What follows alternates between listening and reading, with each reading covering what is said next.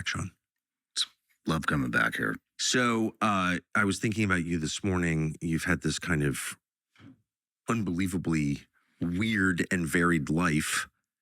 And maybe the weirdest chapter is now unfolding where you somehow wound up a successful podcaster. Probably not something you planned. Definitely not. 20 years ago. Yeah. What have you learned from it, from this chapter? What have I learned? Well, I probably only retained 10% of the information that comes through the studio, to be honest with you. Yeah. And everybody expects me to be a resident expert on anything. I can't remember shit. And then I think I know something, and I had dinner with you last night, and I realized I really don't know. I don't either. Yeah, but, it's the ignorant meeting the ignorant. But what have I learned? I've learned I never want to involve myself in the U.S. political system or vouch for any man again. I've learned. Wait, let's just stop there. So you didn't start out a hyper-political person. I remember when your podcast started, my nephew told me about it. He loved it. That's how I met you, because my nephew was so impressed by you. And it was mostly on kind of military issues. Mm-hmm. And then there was this period where you, I don't know, got involved, but you got closer to the political process. And now you're saying you don't want anything to do with that. No, I never. I just don't. Why? Well, I mean, I think we kind of discussed it last time. Everything is a lie. That became like a coined term, I guess. But everything is a lie. I mean, every politician I've sat across from, with maybe the exception of Eli Crane, who I disagree with on a lot of. Yep. I hate that I even have to say that. I don't agree with everything they have to say. You know, why the fuck do we have to say that? I like Eli.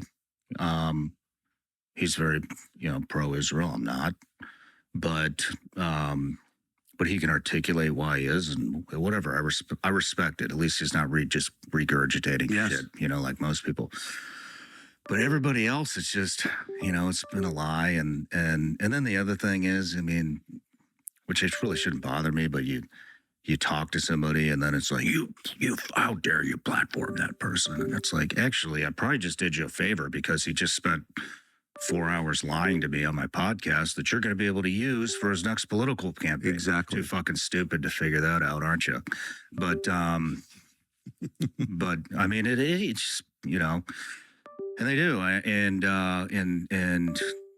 I just, I don't know. I put a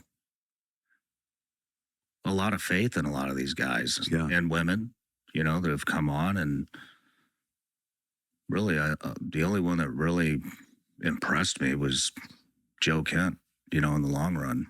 Everybody else has just been a wash or a complete disaster. Just a lying piece of shit. What about you? As we discussed last night at dinner, I'm still trying to figure out what all of this means as someone who campaigned for Trump and told everybody Trump is the option to the Uniparty. You got Republicans, Democrats are on the same side, but Trump is not. He's on a different side, maybe even the public side. And then Trump, the last hope, winds up aligning with Chuck Schumer and just joins the Uniparty in the most obvious way. At that point, you have to ask yourself, is there a political solution to the problems that we have? And I don't know the answer, but I'm starting to think maybe there isn't. I don't know. I feel as discouraged as you do, though I don't articulate it quite as well and forcefully as you do, but I kind of feel that way. So, but I'm interviewing you. So let me ask you, you're out of politics. So where does that leave you? What matters? What takes its place? I think, I'm not sure yet. I'm still, we talked last night. I'm kind of going through, I'm going through a crazy spiritual transformation right now. And I think God needs to be highlighted and maybe some good stuff. I mean,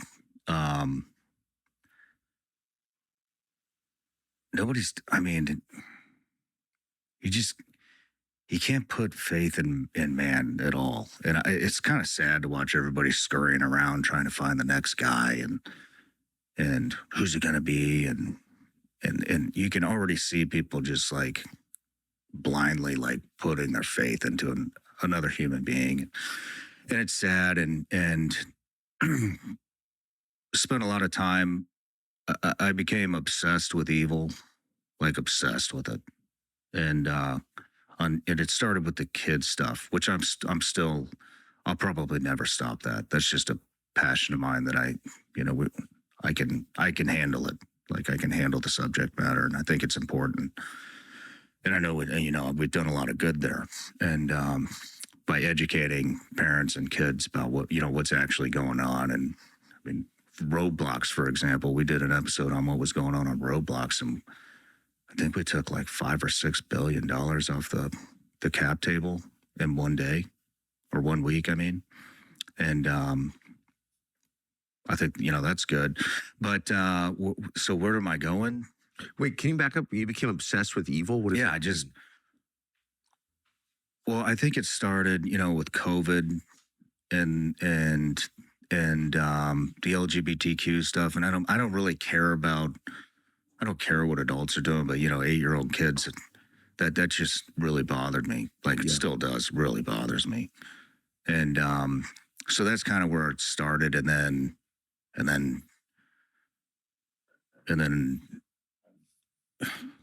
it's just everywhere you look.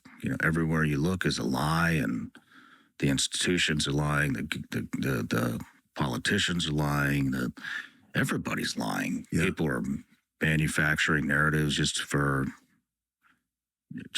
to create controversies so they can, boost their views. And I don't know who to believe. I don't know what to believe anymore at all.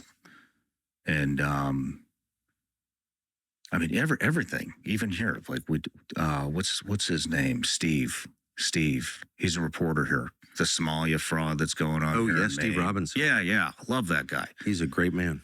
But I don't know. I just became obsessed with like all this shit that's going on in the world, and it's dark, man. So you felt it was your job to uncover evil. Yeah, and I say that, I can't be influenced. Like I don't let advertisers influence me, and I don't let politicians tell me what to do, even though they're calling me trying to, tell me what to do. Don't talk about the land sale in Utah. Don't talk about, actually, this guy really helped me with my campaign. Actually, I don't really give a fuck who helped you with your campaign. But now I lost where I was going with this, but. Well, you said you became obsessed with evil, uncovering evil. You focused on evil, and that somehow led to a spiritual transformation. Yeah. Well, so it never ends is basically what I'm getting. I was talking about audience, and I was talking about being influenced, and then everywhere you go, people are patting you on the back and patting you on the butt. And, good job.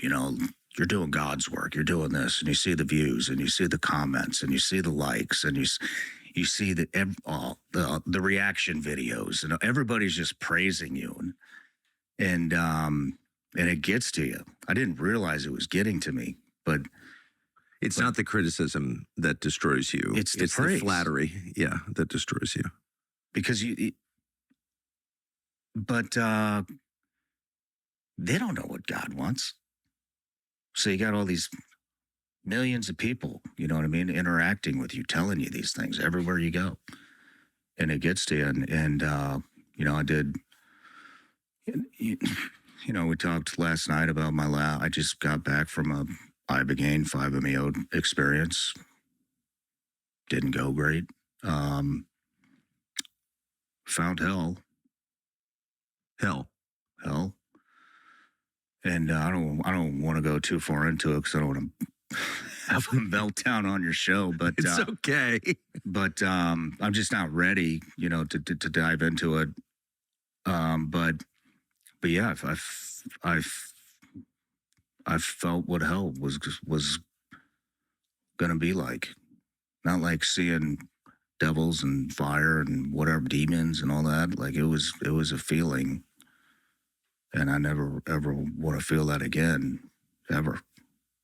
So, successful experience, I guess. I never, ever want to do it again. Maybe the most successful experience. Yeah, it definitely sent me down a new path, and I'm still trying to figure out. But,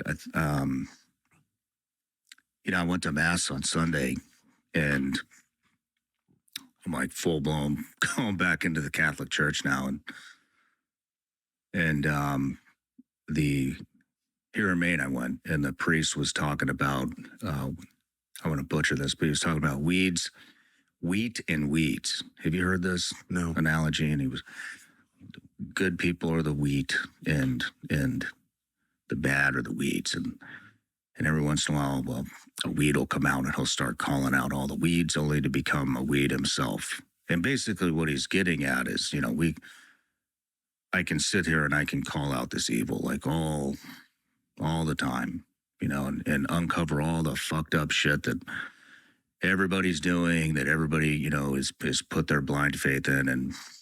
But in the end, we're all evil. We all have an evil side to us. And then you meet these people and they're very charismatic, and you're like, oh man, he seems like a really nice person. He's a nice guy. Maybe he is. But he's influenced. Yes. They are influenced. We are influenced. And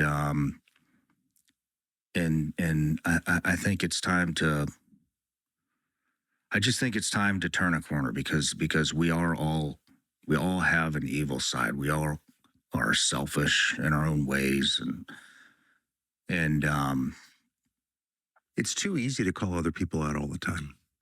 Yeah. And maybe they don't realize they're doing it. I think a lot of them do. I think a lot of them know, but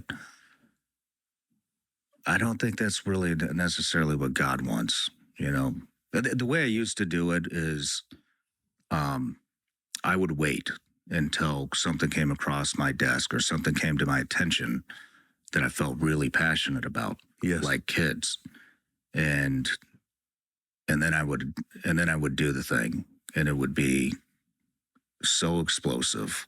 It would be like the perfect storm, and then all the praise came behind that, and I think I got caught up in that praise, and then I'm searching, for what's the next thing.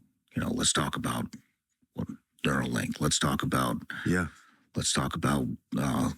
Trump. Let's talk about Israel. Let's talk about everybody. Yeah, exactly. Everybody's doing something, and some a lot more than others. And I'm still passionate about those topics, but it never ends. It never ends. And I feel like I was maybe shown hell, and I'm still experiencing it, for a reason. And, I gave you the analogy last night that if my son's, playing with the electrical socket and he keeps sticking his finger in there, and I'm like, no, don't. Hey, you're going to shock yourself. Hey, go time out. All right, that's it. Go to your whatever. Eventually, I'm just going to let him stick his finger in there and figure out why I don't want him to stick his finger in there. And I think maybe that's what Christ did to me. He was like, all right, here it is, buddy. You want to feel it? That's what it is.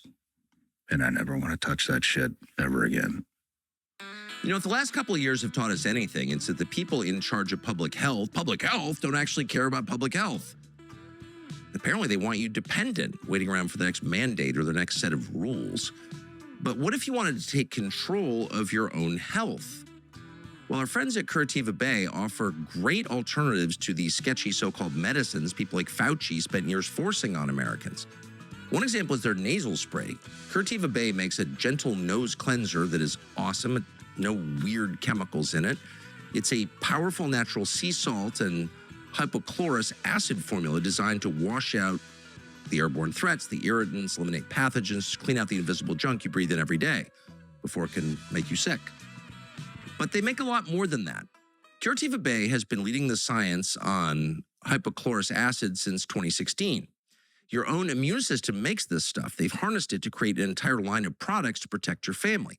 They've got advanced skin spray for healing and cleaning up your skin, a non-toxic home disinfectant that destroys pathogens in your house without poisoning your kids or your pets. And you're sitting in the kitchen spraying this stuff near your food. Probably not a good idea. You probably want cleanser that doesn't poison you. The whole point is taking health back getting control of your own health. Stop waiting for some bureaucrat to protect you. Go to CurativaBay.com/Tucker. Curativa, CURATIVA, bay.com/Tucker. Get 15% off. The government will not protect your health. Obviously, you got to do it yourself, and they can help. Boy, you seem Unless I have to. very resolved on that. I mean, it sounds like you really got a taste of it. Worst feeling I've ever felt in my, it's indescribable. It's funny. Normally, I have curiosity. I would want to know more, but I actually don't want to know more because it's upsetting even hearing that. And so you came away thinking that God directed you to this place to teach you something, and that thing was you want to avoid hell. I hope that's what it is. First, I thought that's where I'm going. But now I think maybe that's what it is. What were your first reactions? Your first reaction was, I don't want to go there. So what do you do to keep from going there? Pray, build a relationship, plant some seeds, maybe. I don't know. I'm still trying to figure it out. One thing I told you, I've read maybe half the Bible. I can comprehend maybe 5-10% of it. And so one thing I'm kind of kicking around is maybe going through every book and doing a full-blown. I mean, look, we both have access to pretty much anybody we want in the world, right? Yeah. And so that's the upside of the job. Is it? Yes, I think. Because they have access to you too. No, it's fair. But maybe I bring on the best and the best theologians, maybe whoever I want to learn from, and bring them in and well, let's start with Genesis. And it'll force me to read it, and then maybe we do this every week. Maybe we do it every other week. Maybe we do it every day. I don't know yet. I'm actually have a meeting with my team, who's like extended family to me, about how we're gonna put this all together. Is everyone on your team on board with this way of thinking, do you think? Yeah. You mean Christian? Yeah. Yeah. Absolutely. When you started, what year did you start the podcast? Christmas 2019. 2019. Boy, that's fast. So almost 7 years. What were your views on Christianity then? I mean, I just didn't really think about it. Yeah. I just didn't really think about it. I didn't really think about politics, but then COVID happened, shortly, a couple months after. And so that's kind of when I started paying attention. I was pissed off about things about Benghazi and Hillary Clinton and stuff like that. Yeah. But other than that, it seems like a different world, doesn't it? Yeah, definitely. It was a different world. But yeah, I just I've just learned you just can't really trust anybody in that realm. Very few people you can trust. And I interviewed this guy, Pete Blaber. Have you heard of Pete Blaber? No. Pete Blaber was a colonel over at Delta. And I mean, we both know there's tons of lies have come out of the military. It's I've noticed. Yeah. I mean, some of the biggest, he talked about the Pat Tillman stuff. He talked about Operation Anaconda. Still another lie coming out of Development Group. Lots of lies coming out of the SEAL teams. Lots of movies made that were bullshit. But he actually uncovered a lot of that stuff on my show because he was a part of it. And like the Iraq invasion was based off of lies.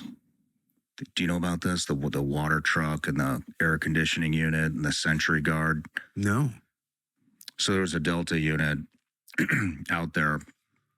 And when Colin Powell was, SecDef? Was that what he was? Yeah, or Secretary of State. Yeah, Secretary, whatever. And they sent him some imagery, and Pete said, I don't want to hear what you guys think this stuff is. Me and my guys will figure it out. We'll get it back to you, and then you'll have an unbiased. We don't want to be swayed.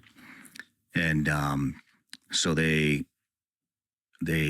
checked into it, and so what I guess Department of State said was a mobile Scud missile launcher and a WMD factory with a huge air filtration system on the roof and sentry guards outside the door.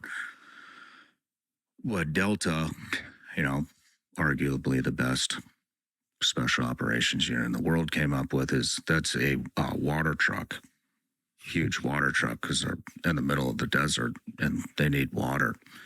And that big air filtration unit on the roof is an air conditioner. Because they're in the desert. And the sentry guard outside is dude taking a piss.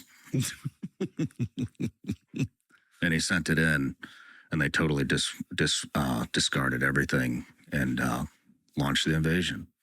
And so, and then there's, about all the thing. I don't want to get into it, but with all the lies coming out of just the SEAL teams alone. And there are a lot of lies coming out of the SEAL teams. Oh yeah. It's a, this was a total fuck up. Let's hand out some awards and turn some people into heroes and that kind of stuff. Well, you probably have heard about the Van Man Company's amazing toothpaste. By the thousands, Americans are ditching traditional toothpaste in favor of Van Man. The switch is like pivoting your diet from candy, packed with red dye number 42 organic strawberries. It is always better to stick with real ingredients. Today's big news is that Van Man makes more than healthy toothpaste. It's launched a body wash made from the finest oils, available in vanilla, grapefruit, and no scent at all. Van Man's body wash can optimize your shower experience without all the sketchy chemicals that, well, who knows what they're doing to you. Other body washes cannot say the same. Their ingredient labels would shock you if you could pronounce them. You can't. Some of the stuff is very bad for you. One of them is a carcinogen. It's appeared in tons of body washes, but it's not in Van Man. Make the switch. Visit vanman.com/Tucker. Use the code Tucker for 15% off your first order. Vanman.com/Tucker. Code Tucker, 15% off. No weird ingredients, no exceptions. Great toothpaste, awesome body wash. How do the men who receive those awards do that? Because they know. I don't know. But they don't look happy. Yeah. They don't look like happy people. But at least to me. But it just, what it made me realize is I was like, man, like, I was like ashamed to have ever even been a SEAL. And there's all kinds of the Eddie Gallagher case. That was all fucking lies. I mean, there's lots of, they were going to pin their own guys to the wall. You know what I mean? For bullshit. The Blackwater incident, that was all lies. They deleted the drone footage to prove their innocence. But it just made me think, I'm like, man, like, I was a part of that institution. I wish I never was. And you wish you were never a Navy SEAL? I mean, I don't regret it. I enjoyed my time there, but I mean, it just, I obviously don't align with the ethics and whatever value system they're going off of, which doesn't seem to be much. But anyway, so the point being is that's just one institution inside of the U.S. Navy. That's it. One small, like very SEAL teams, very, very small part of the U.S. Navy. And then he's talking about Ranger Battalion.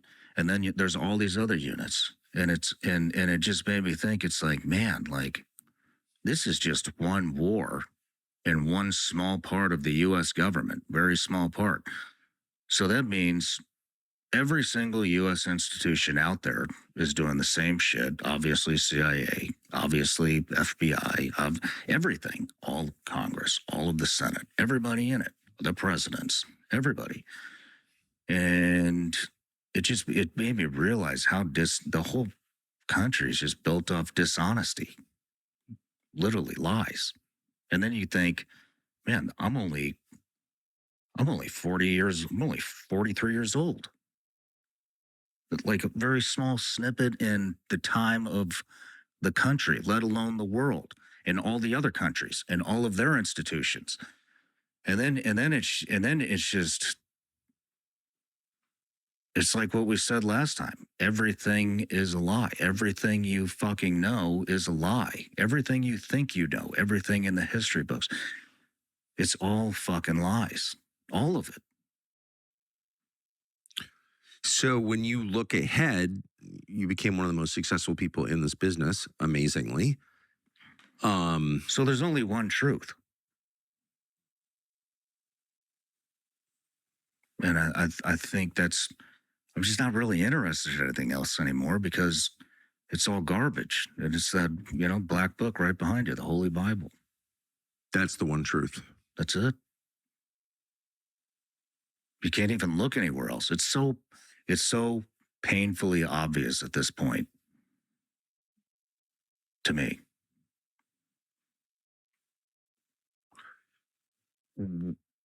Other than the experience you just had that you alluded to, what convinced you? That's real? Yeah. Well, I've had a ton of encounters. But Encounters. yeah, I mean, even after that, there's been after, it's been a long 3 weeks. And I'll just say this.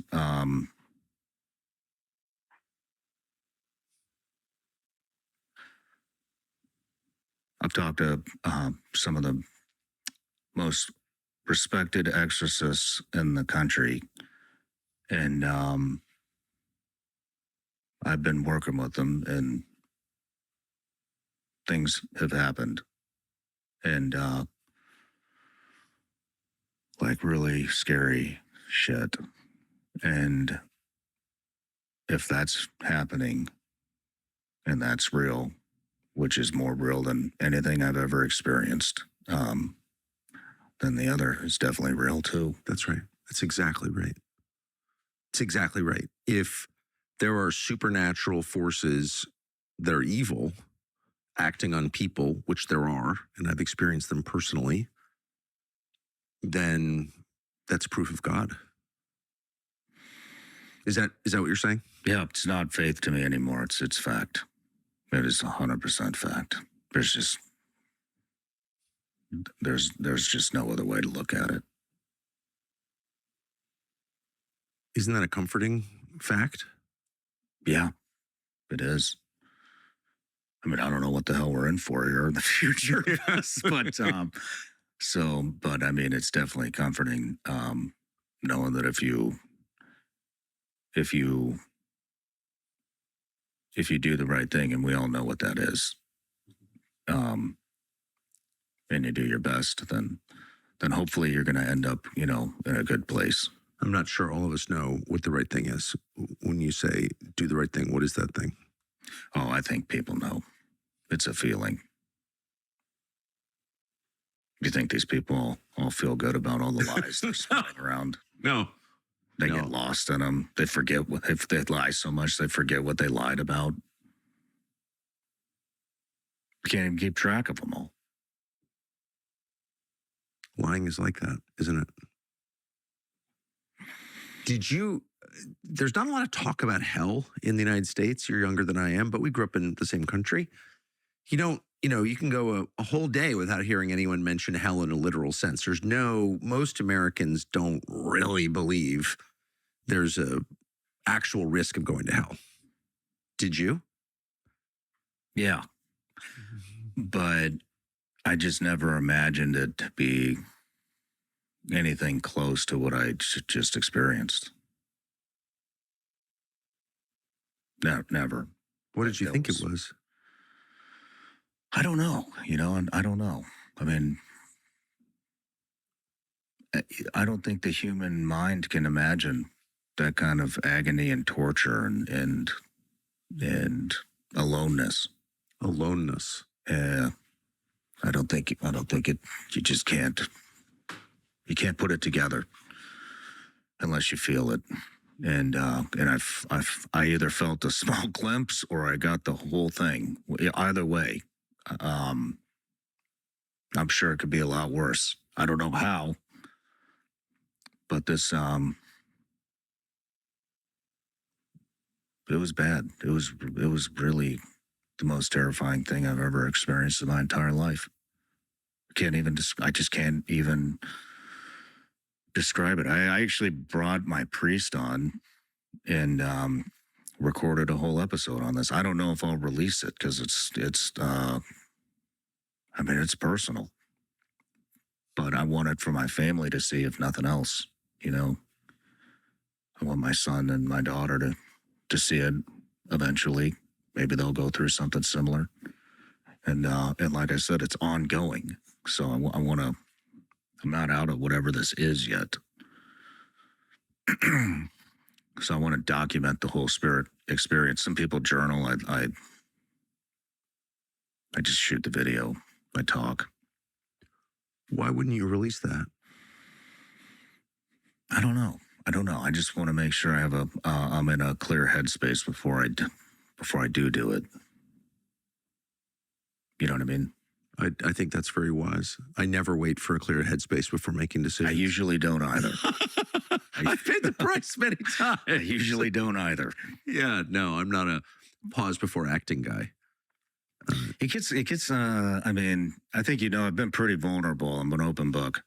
And it's, what, I don't know. Maybe I just save this one for myself because most of my stuff is out there.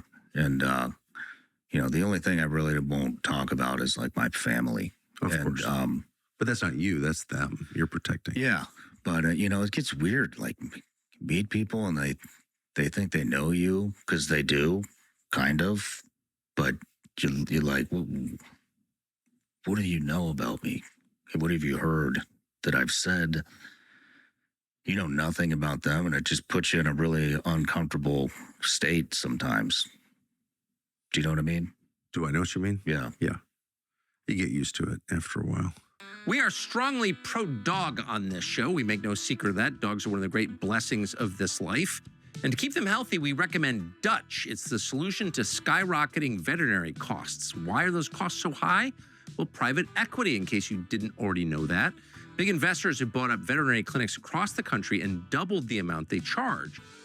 So they're exploiting your love for animals to make money. And are they providing better services? Well, if you can't afford to go to the vet, you get no services at all. We did a whole show on this, and it's really distressing.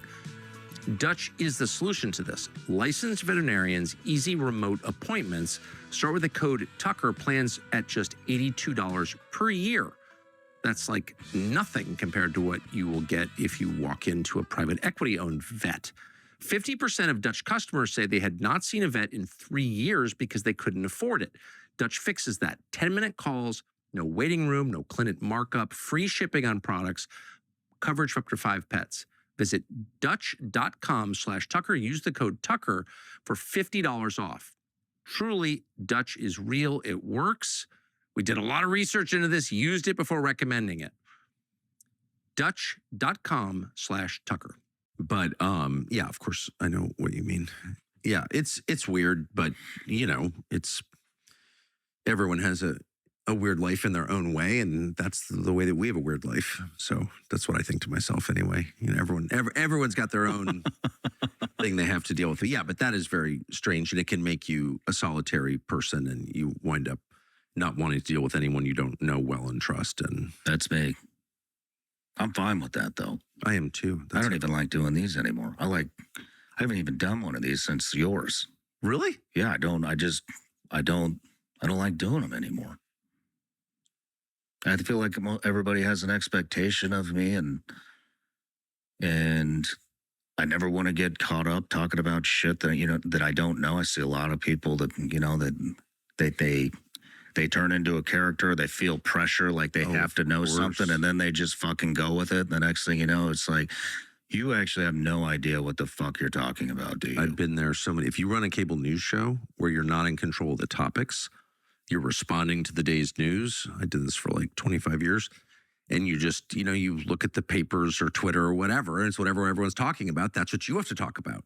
And sometimes it's right in your sweet spot of knowledge, and other times it's so far out, it's about American Indian reservation policy or something. It's like you don't know anything, and you all of a sudden you sort of look down on the set and see yourself speaking in kind of a commanding tone with false authority on something you literally know nothing about at all.